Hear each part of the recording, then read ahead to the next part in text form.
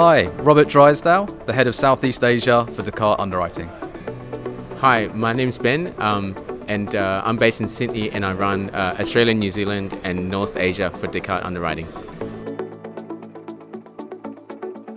Across the region, and certainly in Southeast Asia, I think we're seeing more capacity coming back to the reinsurance market. But in addition, we're seeing additional traction for alternative risk transfer solutions, specifically parametric reinsurance where we are.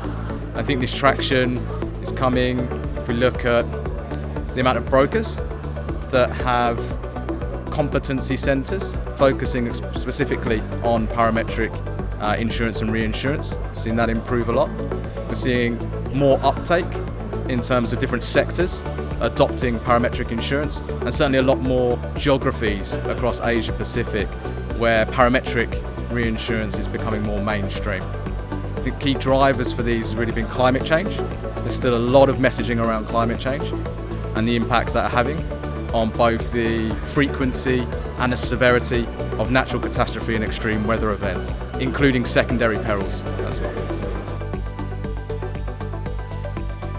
Some of the biggest challenges are climate-driven, climate change, or you call it whatever you want. But effectively, the events are at our doors. We can see them year on year, and becoming more and more consistently outbeating the models that the traditional insurers and the reinsurers have been relying on. So there's impending adjustment in pricing, especially on the cat perils, despite a general environment being very different to a cat market conditions. Specifically for the ANZ market, we're expecting more uptake of alternative risk transfers on perhaps the bottom end of some treaty programs, just because the retentions have been pushed up.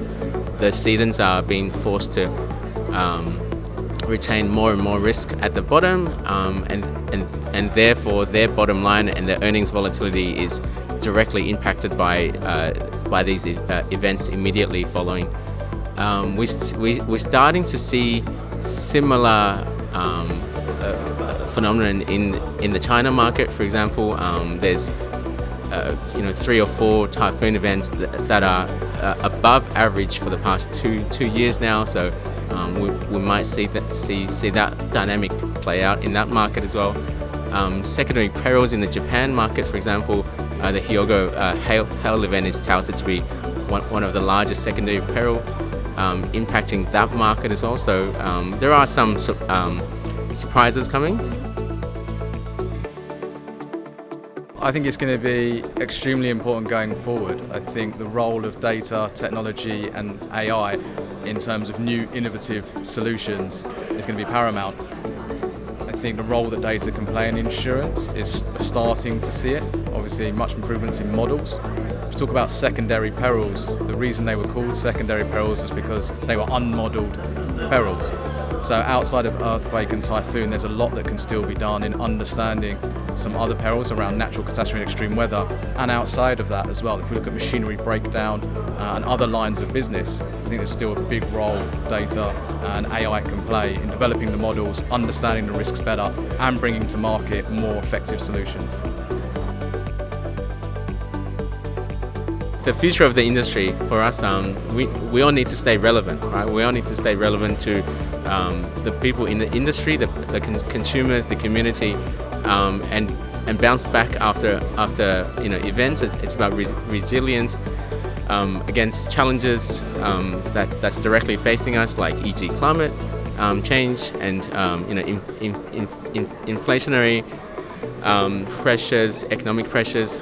So all of that, we all have to stand up and have a look at the possible innovations in the market and just embrace change.